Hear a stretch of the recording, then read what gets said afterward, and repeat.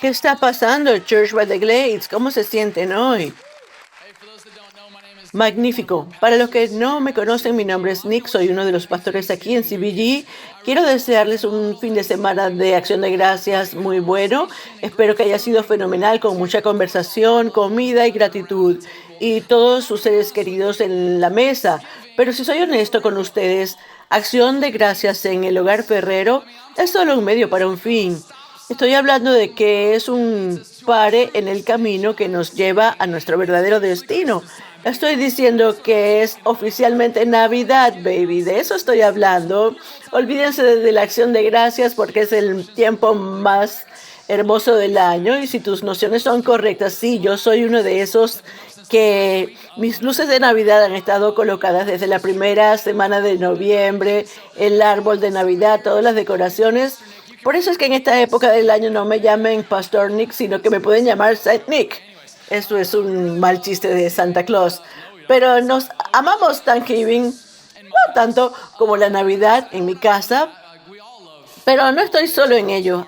Todos amamos las Navidades y somos capaces de pasar tiempo ininterrumpido con familia, amigos y el intercambio de regalos y el mantener las tradiciones de Navidad, el construir nuevos recuerdos y una vez más la oportunidad de comprar un peppermint latte, un café de Starbucks. Es increíble, pero es tanto el amor a esta época del año de que a nadie le impacta escuchar que en esta época es algo muy costoso. Esto cuesta tanto, cuesta tiempo, te cuesta tu esfuerzo y es mejor que creas que te va a costar también tu dinero. Yo no sé cómo te criaron a ti, pero a mí me criaron en un hogar donde nos obligaban, y lo digo en serio, a comprarle un regalo de Navidad a todo el que iba a estar en nuestra cena de Navidad para Navidad, aun si no lo conocíamos. Y en el hogar donde a mí me criaron, parece que había una regla no escrita de que cada miembro de la familia podía invitar hasta 4 personas, y había tanta gente que llegaba a la casa que habían algunos que nunca los habías visto antes. Entonces dime que tenía que comprarle un regalo para la prima de mi sobrino que tenía un perro llamado Honey.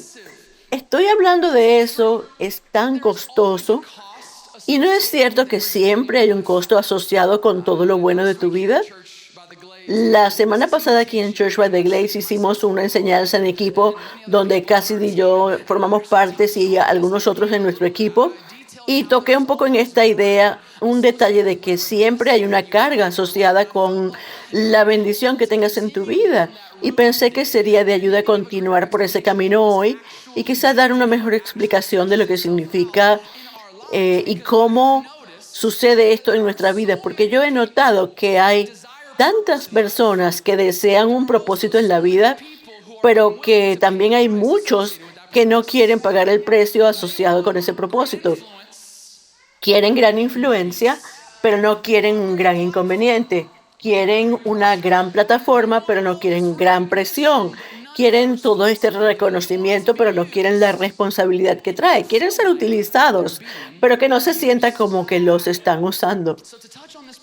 Entonces, en este principio, hoy, para ayudarnos a entender cómo luce, les voy a llevar a una escritura que tiene detalles de lo que significa ser llamado y utilizado por Dios para que cuando Dios nos llame, estemos preparados. ¿Están listos para la palabra de Dios hoy? Vamos, aplaudan, hagan un poquito de ruido si están listos para la palabra de Dios. La escritura en la que vamos a estar es Lucas capítulo 10 y es un pasaje muy famoso y creo que Dios quiere hablarte algo nuevo a tu corazón hoy. Lucas 10, versículo número 25. Esta es la palabra, la parábola del buen samaritano. Y vean, un legislador, un intérprete de la ley. Entonces, un legislador no era como lo entendemos hoy. En este contexto, se entiende mejor esto como un líder religioso que era un experto en la ley, un experto en la Torá, en las escrituras. Este líder religioso llegó a poner a prueba a Jesús preguntándole: Maestro, ¿qué debo hacer para heredar la vida eterna? Jesús le dijo, bueno, tú eres el experto. ¿Qué dice en la ley? ¿Cómo la lees? Y él respondió, amarás al Señor tu Dios con todo tu corazón, con toda tu alma, con todas tus fuerzas y con toda tu mente, y a tu prójimo como a ti mismo. Y le dijo Jesús, bien has respondido, haz esto y vivirás. Pero él, queriendo justificarse, le dijo a Jesús, ¿y quién es mi prójimo? Gran pregunta. Jesús respondió no con una respuesta, sino con una historia, como siempre hace. Y le dijo, un hombre bajaba de Jerusalén a Jericó y cayó en manos de ladrones, quienes lo despojaron, lo golpearon y se fueron dejándolo medio muerto. Por casualidad, iba un sacerdote por ese camino y cuando lo vio, pasó de largo. De igual manera, un levita, al llegar al lugar y verlo, también pasó de largo. Pero en el otro lado, un samaritano que iba de viaje, llegó a donde estaba y al verlo sintió compasión. Se acercó y le vendó las heridas, echándoles aceite y vino. Luego lo montó en su propia cabalgadura y lo llevó a una posada y lo cuidó. Al día siguiente sacó 2 denarios y se los dio al posadero, diciendo, cuídalo, y lo que gastes de más te lo pagaré cuando regrese. Termina la historia con esta pregunta. ¿Quién de estos tres te parece que fue prójimo del que cayó en manos de los ladrones? Noten que la pregunta que hizo Jesús, le hicieron a Jesús, ¿quién es mi prójimo? Pero él contestó con quién fue el prójimo. Y el hombre le dijo, aquel que le mostró misericordia. Jesús le dijo, entonces, ve tú y haz lo mismo. Fenomenal, es un pasaje fenomenal de las Escrituras. Y aquí lo que obtenemos del texto es un buen samaritano, algo que escuchamos en la cultura para referirse a alguien que es caritativo y ayuda a otros cuando necesitan. Y de nuevo, este término buen samaritano viene directamente de esta parábola donde Jesús dice que fue un samaritano que dejó todo lo que estaba haciendo para salvarle la vida literalmente a alguien.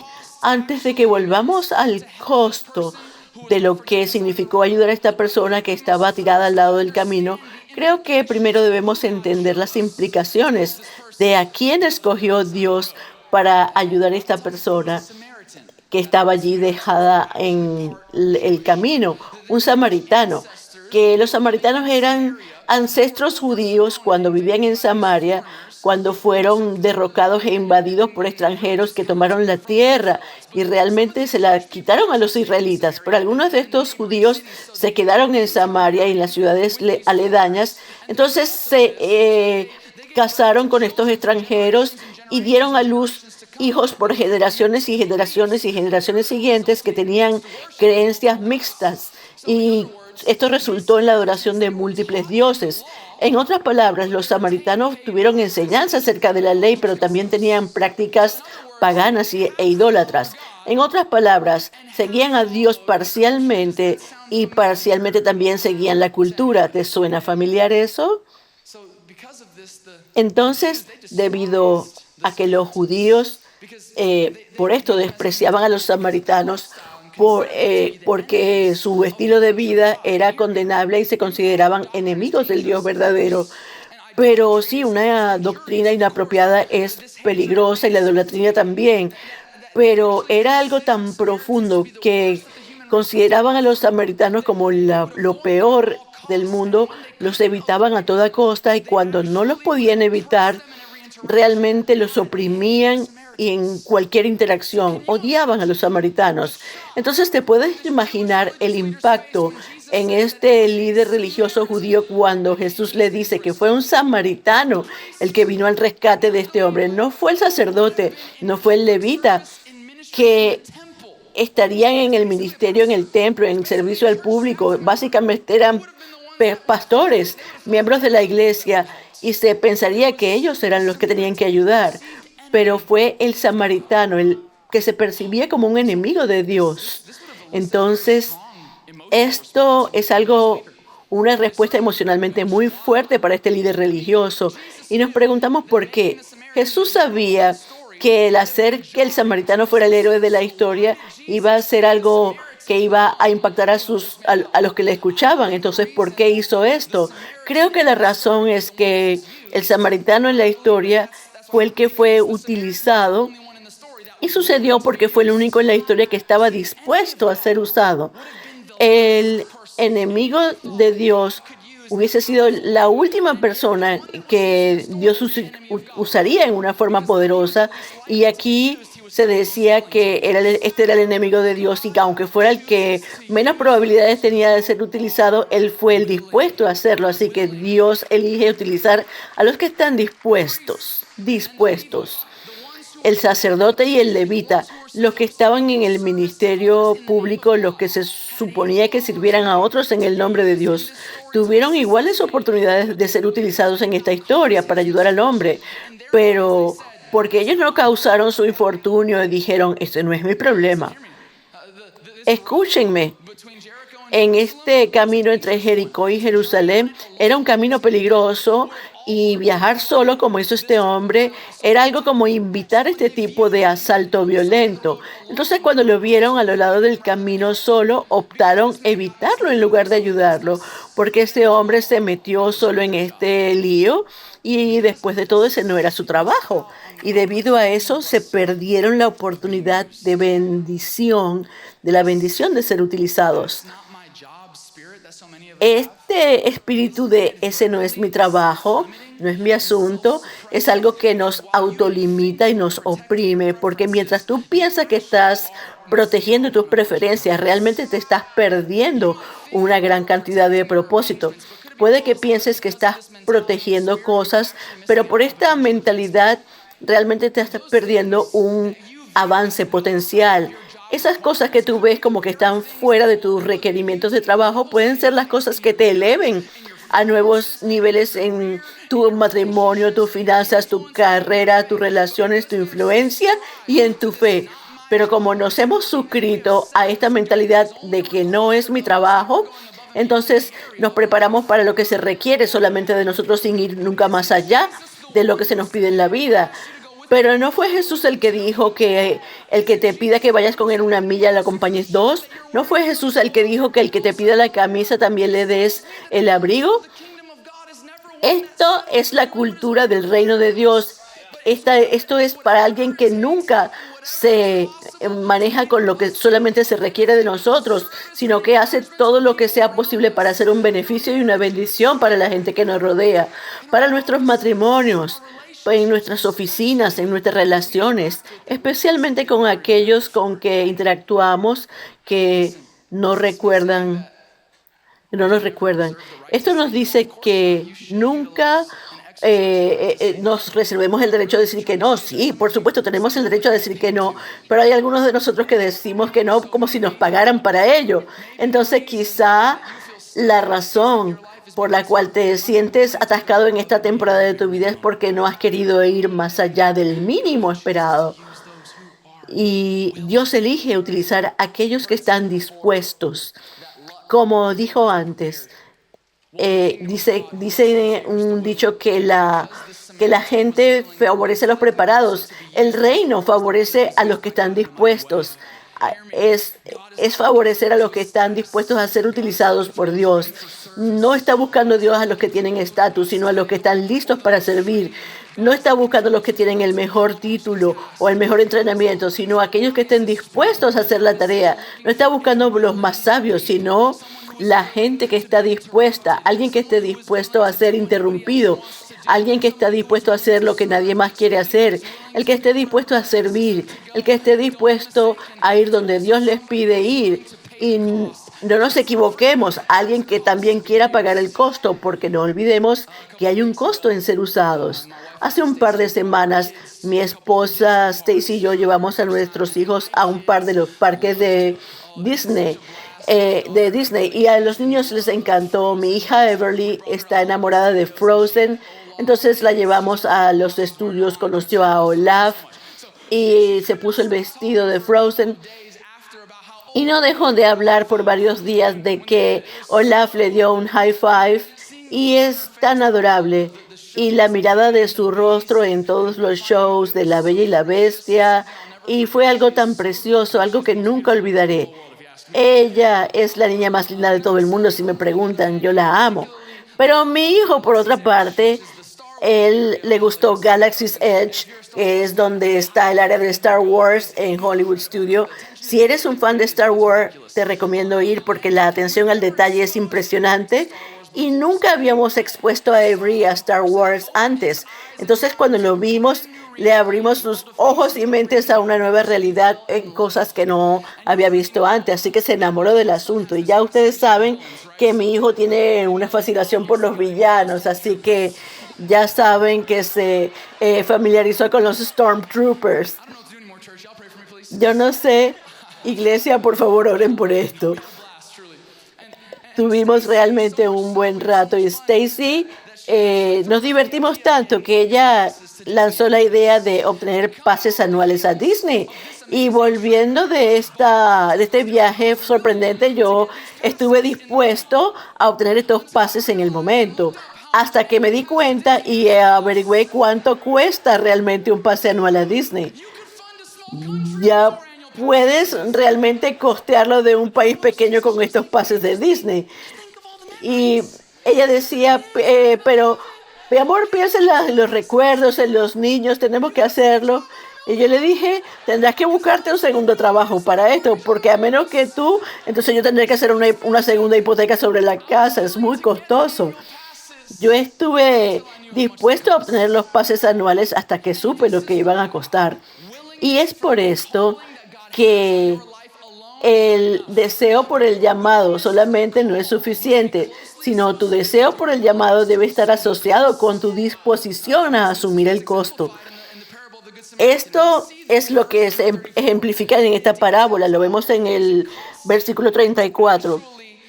Los detalles de todo lo que le costó de ministrar y ayudar efectivamente a este hombre que estaba en el camino. En el versículo 34 dice, se acercó y le vendó las heridas echándoles aceite y vino. Luego lo montó en su propia cabalgadura, en su propio animal. Lo llevó a una posada y lo cuidó. Y al día siguiente sacó 2 denarios y se los dio al posadero diciendo, cuídalo. Y lo que gastes de más te lo pagaré cuando regrese. Entonces, viendo este par de versículos, vemos el esfuerzo que hizo para cuidar apropiadamente a este hombre. Vemos que primero le dio su tiempo. No estaba en este camino de Jericó a Jerusalén por nada, sino no estaba tomándose una caminata, iba a algo. Era un hombre ocupado, probablemente con un horario ocupado como todos nosotros. Pero se detuvo de lo que estaba haciendo y de dónde iba para ayudar a este hombre que necesitaba ayuda. Le dio su tiempo y también le dio su hospitalidad. Literalmente tomó tiempo para cuidar las heridas de este hombre y le dio el respeto y dignidad que necesitaba y que merecía.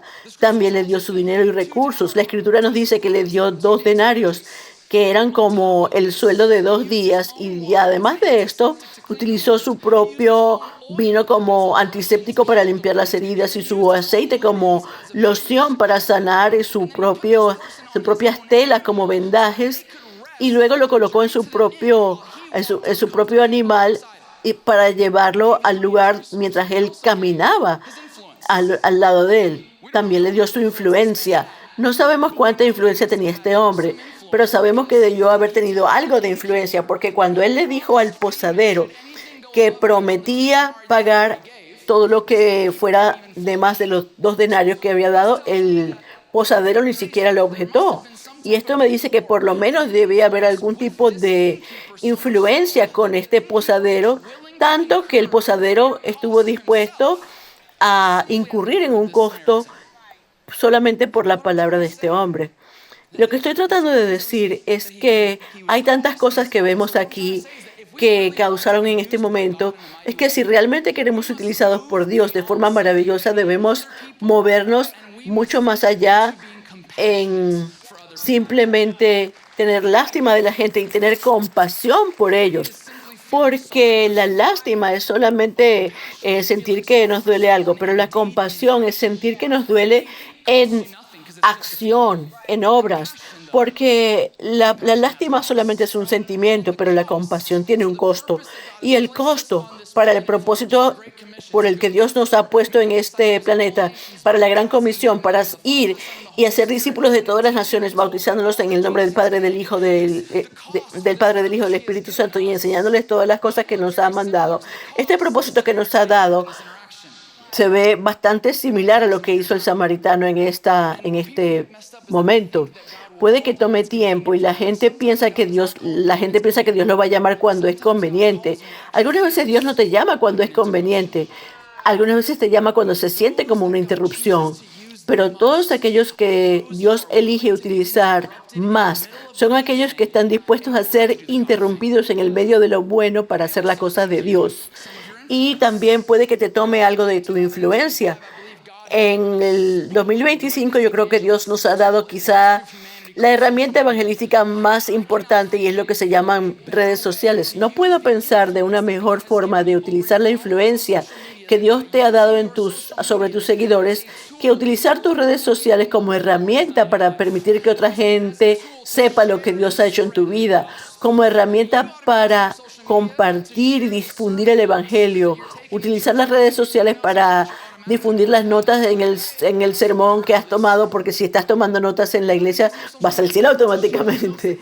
Eh, puedes compartir las notas que tomas en el margen de tu Biblia y también postear la adoración, clips de la adoración que es tan buena en Church by the Glades.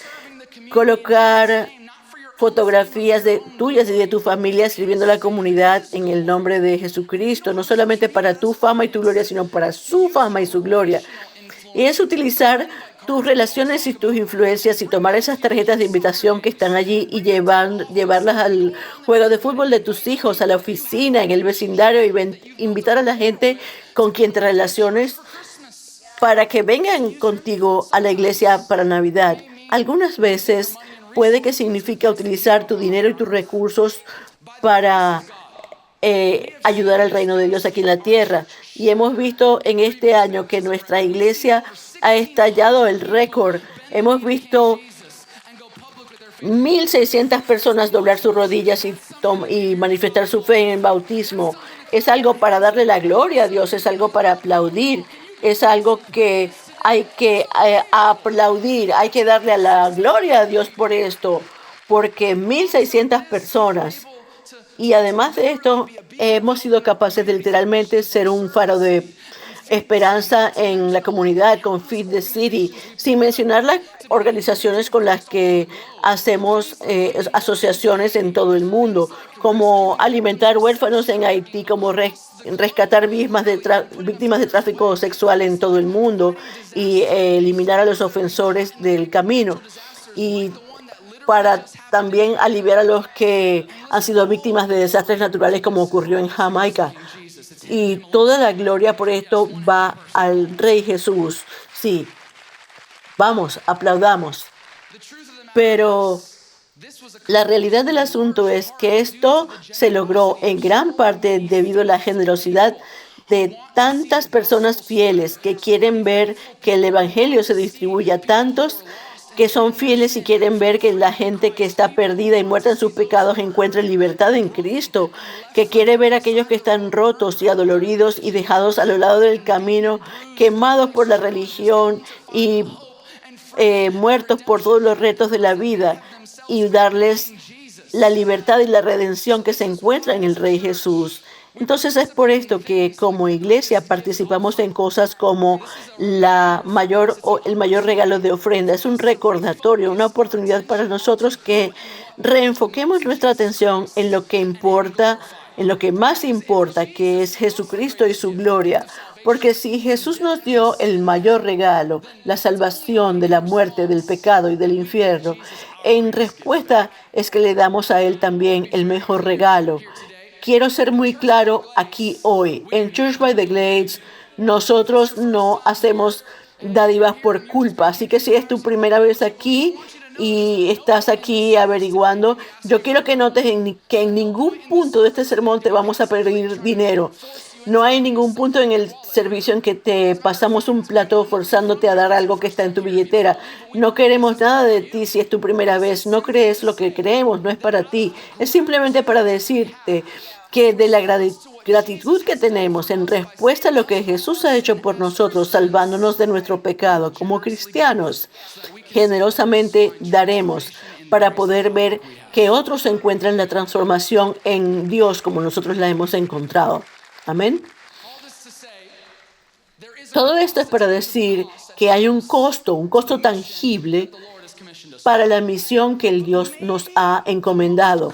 Pero quizá lo más costoso de las cosas que este samaritano dio no fue su tiempo, no fue su dinero, no fue sus recursos, no fue su influencia, pero creo que fue su hospitalidad, debido a la naturaleza provocadora de su hospitalidad, porque recuerden que los judíos despreciaban a los samaritanos, los consideraban condenables ante Dios por su estilo de vida y por esto los consideraban los enemigos de Dios. Y además de esto, los samaritanos odiaban a los judíos en respuesta por la forma en que eran tratados por ellos. Y sin embargo, la única persona en la historia que realmente trató a este hombre que dejaron a lo largo del camino con el respeto y la dignidad que merecía, el único que lo trató apropiadamente no fue el sacerdote, no fue el levita, debieron haber sido ellos, sino fue el samaritano, el percibido como enemigo de Dios. Esto me dice que tú puedes entender la ley y todavía no entender el amor. Y el propósito de la ley aquí estuvo en esta interacción por el levita y el sacerdote, porque la ley dice que los que interactúan con un cuerpo muerto se clasificaban como inmundos y eso hubiese hecho que el sacerdote y el levita no podían cumplir con sus tareas en el templo. Entonces, al ver al hombre y ver que ya estaba medio muerto, probablemente listo para morir, optaron dejarlo allí en lugar de ayudarlo, porque el riesgo de que se muriera mientras estaba en su cuidado los clasificaría como inmundos. Y entonces era un riesgo que no querían tomar porque era un riesgo demasiado alto para ellos. Lo que me dice que les importaba más el vivir correctamente que de lo que les importaba amar correctamente. Estaban tan enfocados en sus prioridades personales que se les olvidó la humanidad de este hombre. Y tristemente que cuando nos fijamos tanto en vivir correctamente, olvidamos y fallamos en hacer las cosas con amor y caemos en un tipo de autojustificación y nos comparamos con las personas que pensamos que no tienen las mismas normas que nosotros y crea una mentalidad de nosotros versus ellos y entonces divide y condena al otro lado, porque entonces si ellos no son como yo, deben estar equivocados porque no lucen como yo, no hablan como yo, no piensan como yo y no creen como yo y no se comportan como yo, entonces no pueden ser mi prójimo. Y peor que esto, algunas personas en nuestra cultura asumen equivocadamente que la asociación significa afirmación y afirmación, que si se te asocia con alguien que yo considere que esté en el lado del enemigo, entonces tú también debes estar del lado del enemigo. Y lo último que yo chequé es que Jesús nunca se convirtió en un pecador, aunque era amigo de ellos. Entonces, si el Señor Jesús es tu Señor, debería ser tu ejemplo, tu educador. ¿No piensas que deberías tratar de vivir tu vida como Jesús vivió la suya y sin estar seleccionando versículos para aplicar a tu vida y a tu contexto? Jesús condujo con amor. Es el mayor mandamiento después de todo. Es lo que Jesús afirmó en el versículo 27 cuando este líder religioso le preguntó cómo heredaría la vida eterna y él le devuelve la pregunta y le dice, ¿qué piensas tú? Y entonces él dice toda esta respuesta que Jesús afirma como correcta en el versículo 27 y le dice, entonces amarás al Señor tu Dios con todo tu corazón, con toda tu alma y con todas tus fuerzas, y amarás a tu prójimo como a ti mismo. Es por esto que, en mi opinión, la parábola del buen samaritano es tan radical, porque a pesar de que este hombre era un enemigo mortal y odiaba al otro, a pesar de la opinión que tenían y la tensión que por tanto tiempo hubo entre ellos, este samaritano, al ver al hombre medio muerto en el lado del camino, no se rió en su rostro, No, él le escupió y lo pateó mientras estaba en el piso. Él no lo condenó diciéndole, tú te mereces esto. Tú debiste ver venir esto por todo el mal que me hiciste y por eso es que obtienes todo esto. Él no tomó la oportunidad para bajarlo más en un momento malo de su vida, sino que a pesar de esto, lo miró con ojos de compasión y trató a este hombre como él hubiese querido ser tratado en esta misma situación. En otras palabras, amó a este hombre como si fuese él mismo. Actuó como si esta persona que estaba allí a la orilla del camino era él mismo y por esto ayudó a alguien que nunca le hubiese ayudado de vuelta. De hecho, ayudó a alguien que probablemente le hubiese hecho daño, no le hubiese ayudado, pero lo hizo de todas formas porque es lo que él hubiese querido si él hubiese estado en su lugar. Esta parábola quizás es el mayor recordatorio y ejemplo de que no nos llaman solamente a vivir correctamente, sino también se nos llama a amar correctamente, a amar a nuestros prójimos como a nosotros mismos, a amar a aquellos que están en desacuerdo con nosotros, porque el desacuerdo no nos da licencia para faltar el respeto. Tenemos que amar con gracia, con compasión y amar a los que creen y piensan distinto. Amar a la gente en sus peores momentos como nosotros quisiéramos ser amados en nuestros peores momentos. Escuchen, por supuesto que tenemos todas estas cosas que se encuentran en la escritura. Yo no estoy diciendo de que hay que vivir correctamente para amar correctamente. Lo que estoy diciendo es que debemos sostener ambas normas al mismo tiempo, sin olvidar la una a la otra. Debemos vivir correctamente y debemos amar correctamente. Y sé que lo que estoy diciendo es difícil de pensar. Yo sé que este tipo de amor es tan provocativo y parece imposible en nuestras mentes, pero lo podemos hacer en nuestras vidas. Pero aquí es donde nos recordamos que Jesús no es el que dice, haz lo que yo digo y no hagas lo que yo hago, sino que Él es el que va primero y es nuestro ejemplo. Y quizá la razón porque este tipo de amor se parece una tarea imposible para muchos es porque no nos hemos puesto en los zapatos del buen samaritano. Aplicar los principios que encontramos es algo que debemos hacer absolutamente. Quizá no nos encontramos en él, sino una mejor persona con quien compararnos. Es el hombre que estaba en la orilla del camino. Porque después de todo, nuestro pecado nos había golpeado, nos tortura, roba de nosotros, nos miente y luego nos deja tirados sin ayuda. Y la religión y la ley y esta vida de rectitud no nos puede salvar. Si algo que nos puede mostrar el error de nuestros caminos, pero no tiene poder de ayudarnos, puede que nos vea, pero pasa de largo, sino hasta que llegó alguien más, hasta que alguien vino no a mostrarnos nuestro error, sino a mostrarnos compasión, gracia y amor. Alguien que nos quiso levantar cuando todavía éramos pecados, cuando todavía estábamos muertos en nuestro pecado. Alguien que quiso levantarnos cuando todavía éramos enemigos de Dios y mostrarnos el precio que estaba dispuesto a pagar para la salvación de nuestras almas.